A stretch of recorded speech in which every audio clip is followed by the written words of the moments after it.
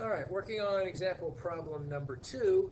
This is interesting. It's kind of a tricky problem. It's not a typical problem, I would say, but it does definitely require you to understand what's going on with a max height problem and how we determine maximum height. All right, so in this situation here, we have cannonball A, which I've got over here in blue, is fired at a specific angle and velocity. It's 40 meters per second, and it's at an angle of 54 degrees. All right, so it's going to achieve some maximum height. The ball is going to go up, and it's going to follow a trajectory like this, and I made this dotted line up here for this max height already. Okay, now we have cannonball B, fired at an angle of 68 degrees. All right, we'll call this theta B, and we'll call this over here theta A. And this is V naught A, and then V naught B is what we're trying to find. The question is, what velocity, at what V naught do we fire cannonball B so that if we shoot it at 68 degrees, that it would still achieve the same maximum height? Okay?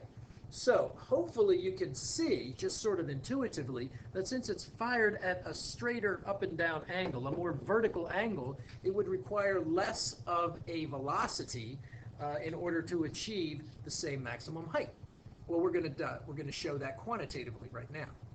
All right, so in general, if you look in your projectile packet, I'm not going to go through this derivation just to save time, but if you go through your projectile packet, you will note that delta y max is equal to v naught y squared over 2g.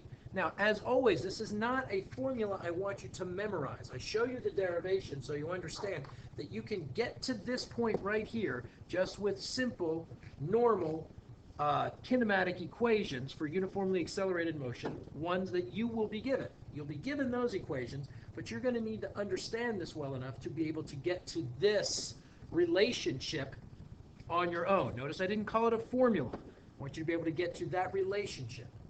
All right, this is a generalized relationship. Notice this is not for A or B. It just says that anytime we've got delta y max right here, we know we can calculate that if we know v naught y and if we have g, some value for g, which is a constant here at or near Earth's surface. All right, so that's generalized.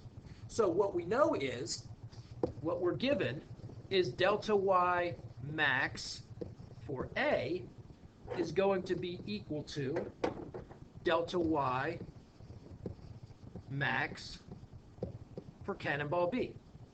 We have those equal to each other. That's our given condition. So remember, what we're being asked for is the initial velocity of cannonball B.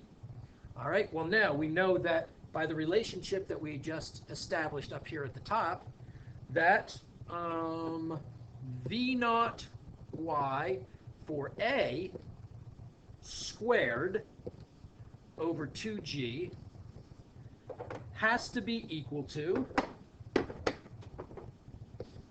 v naught y for cannonball B squared over 2g. Okay? I just substituted for this equation right here what it's equal to. For each case, delta y max is equal to this, so I just make quick substitutions.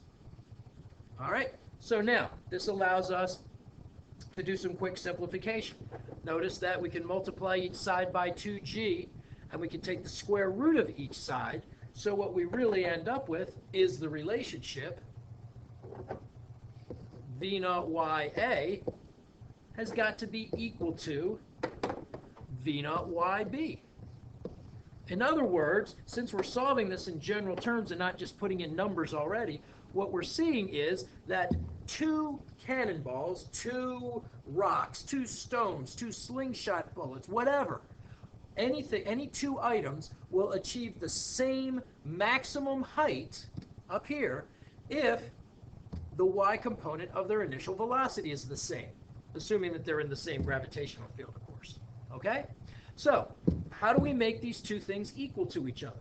Well, we know that v naught y is equal to, v naught y for A is equal to v naught for A times the sine of theta A.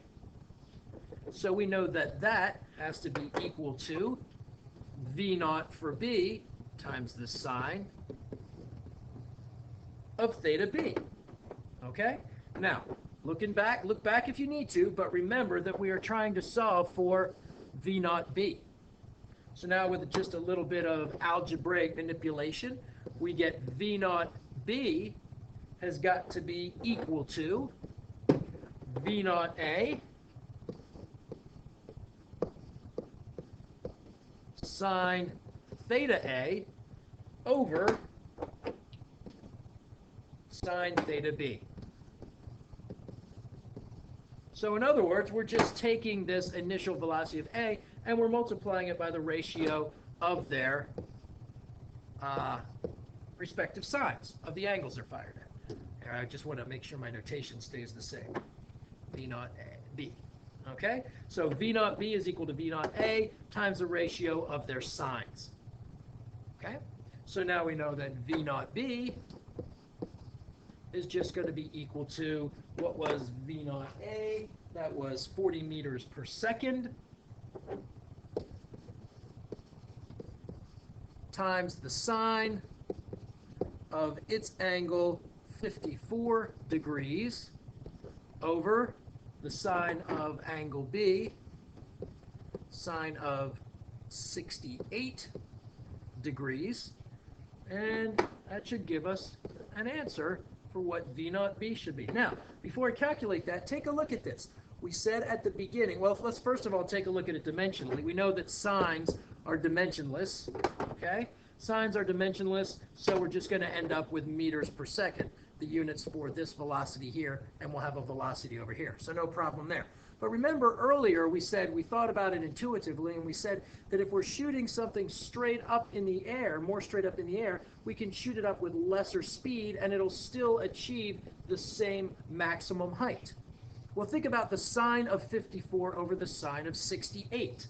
We know that the sine curve goes like this. So as we go from 0 up to a number as we approach 90 degrees, we know that the sine of 68 here, roughly, is larger than the sine of 54 over here. So that means we're going to get an expression that's less than 1 right here. And if we have an expression that's less than 1 and we multiply it by 40 meters per second, we should get a value for V naught B that's less than 40 meters per second. And as we said, that's what we expect. So now when we plug in the numbers, we get V naught B is equal to 34.9 meters per second. So, like we said, this is less than the velocity for Cannonball A, which was 40 meters per second. It's not a lot less, but it is in fact less. I am going to do, there's another question here. If they are fired at the same instant, which will achieve its max height first? I'm going to do that on a separate video. I'll call that one example problem 2B.